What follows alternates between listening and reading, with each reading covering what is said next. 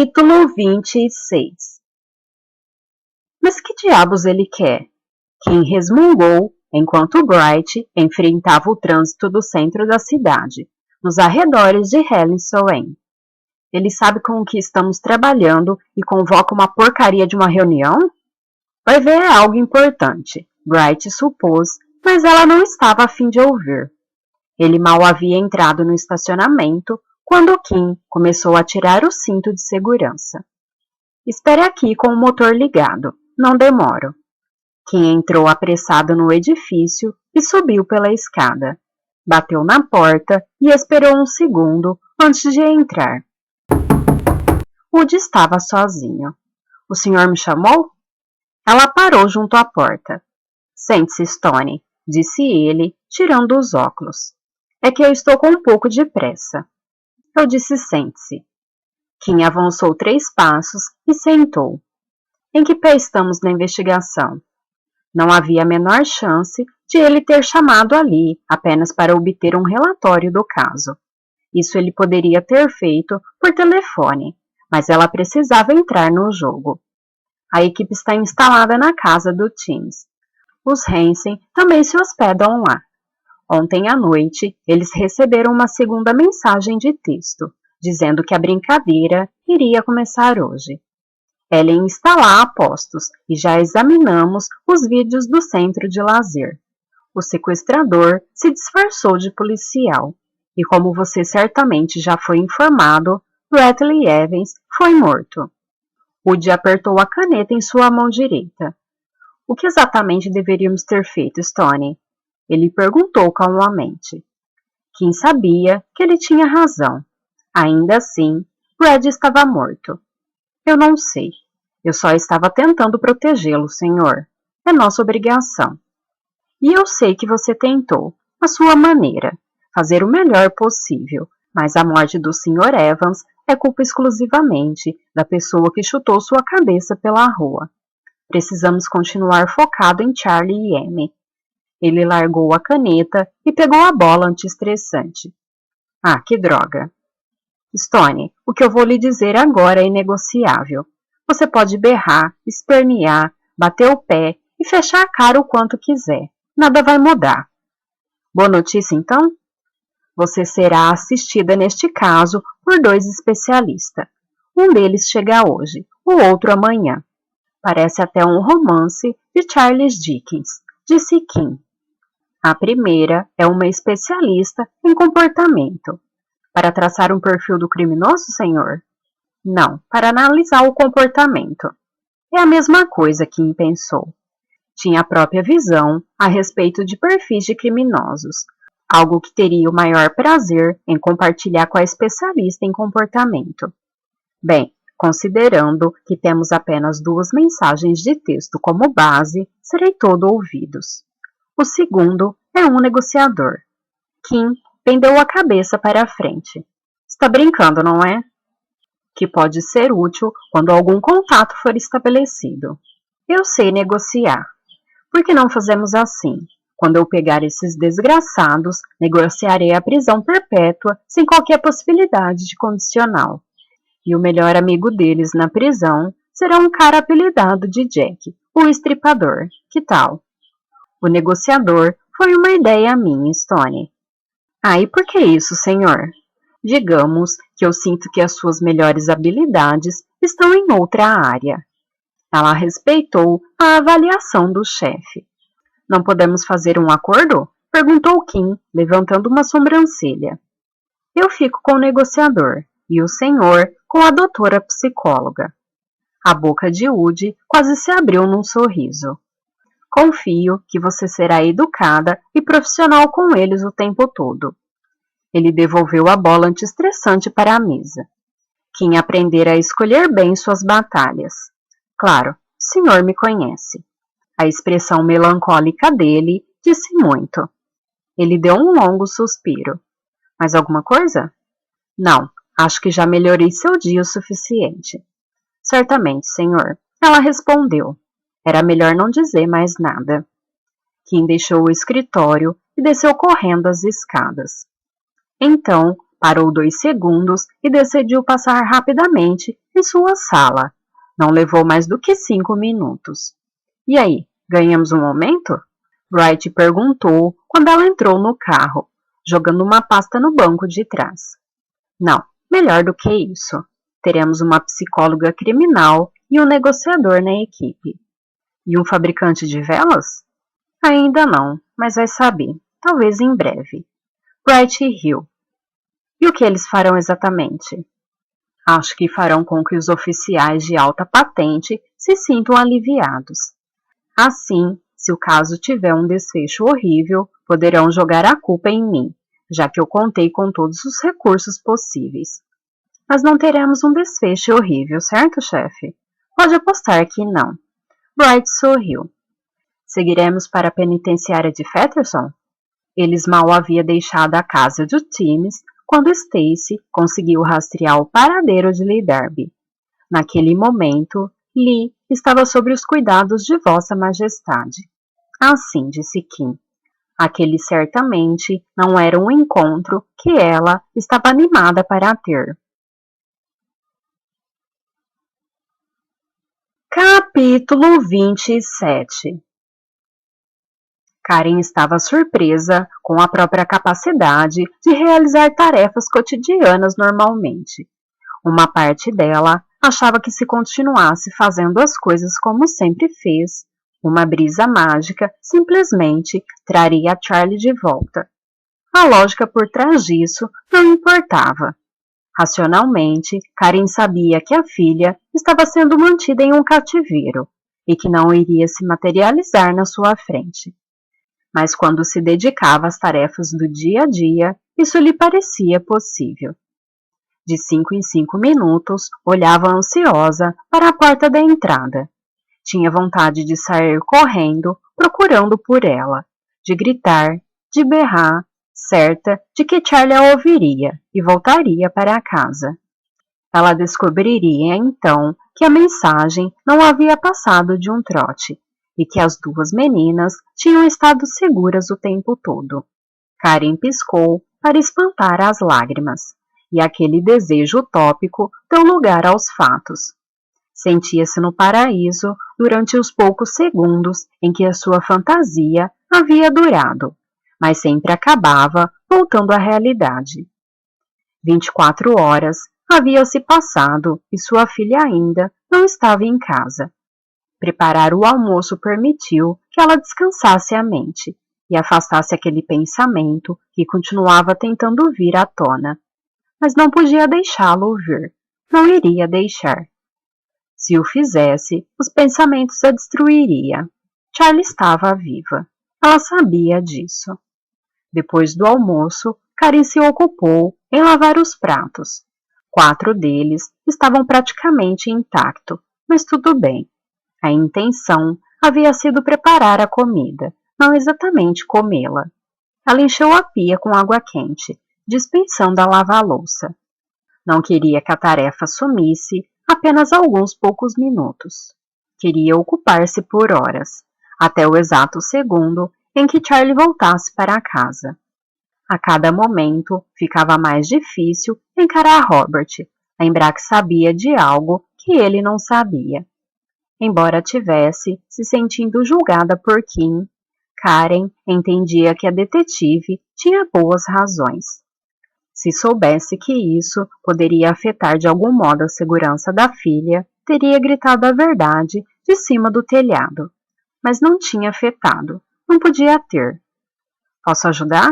Elizabeth perguntou, entrando na cozinha.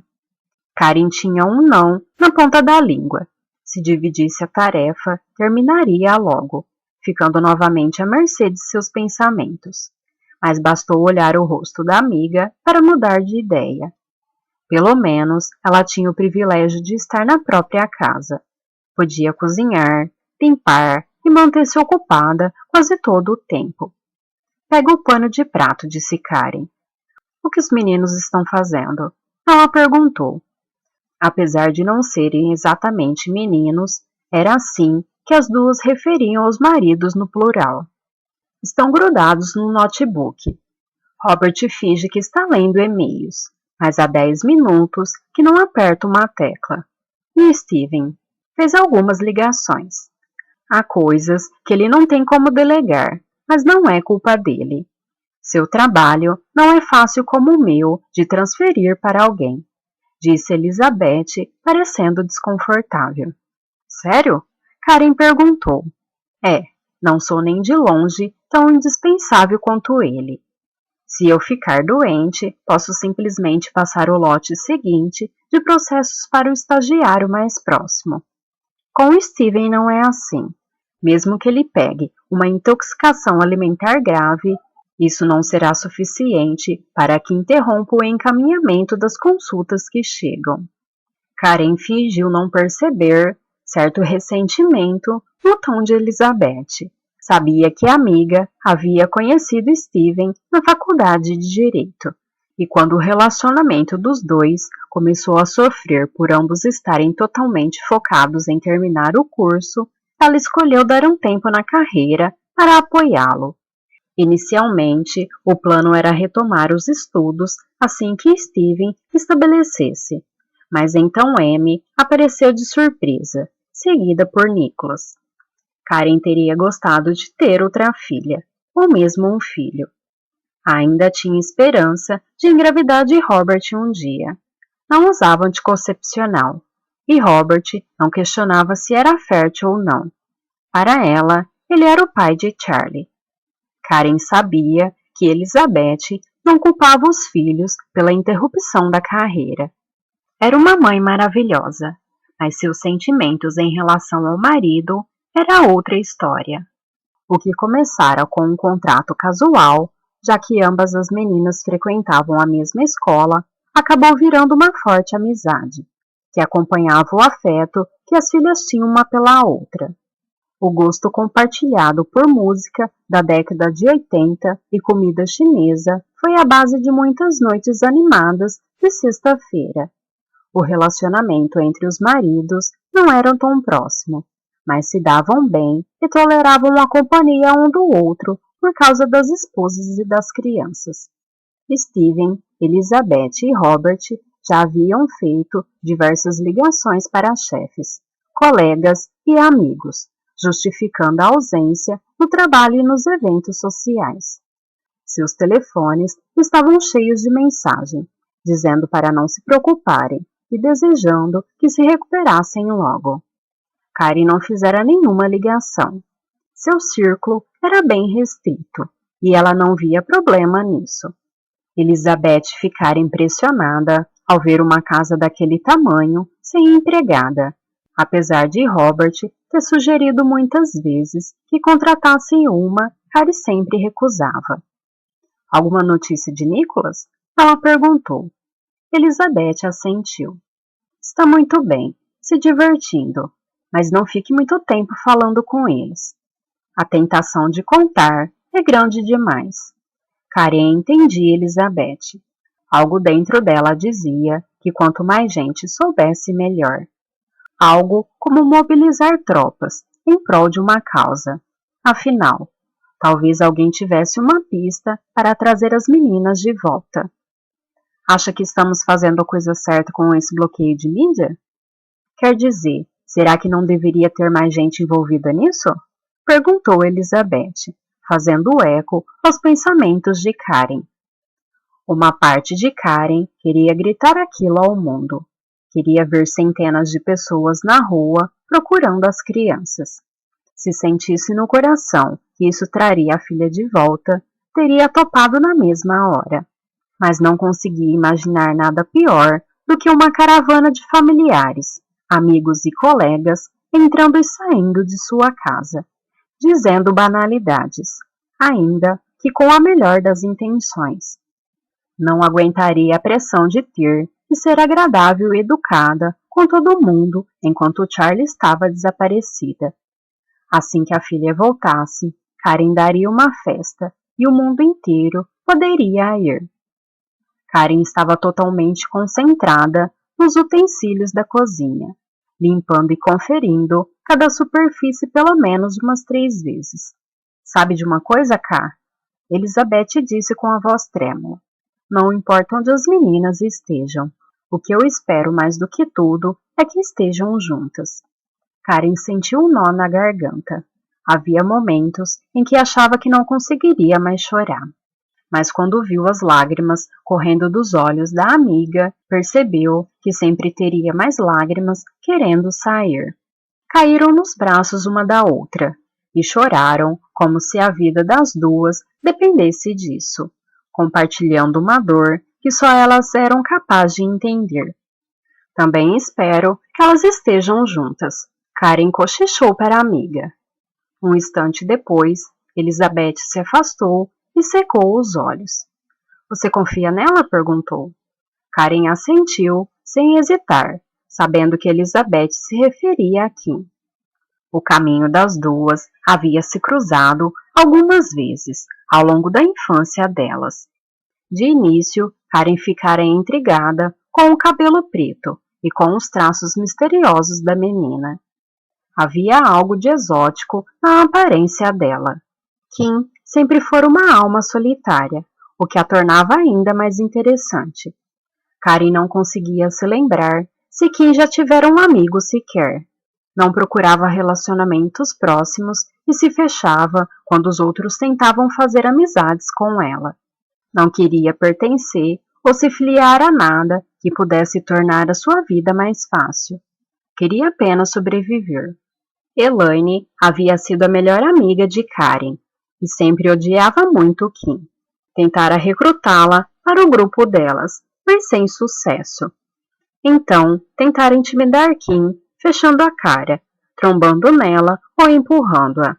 Karen se lembrou da vez que Elaine ficou brincando de sombra com Kim, de um jeito bem cruel.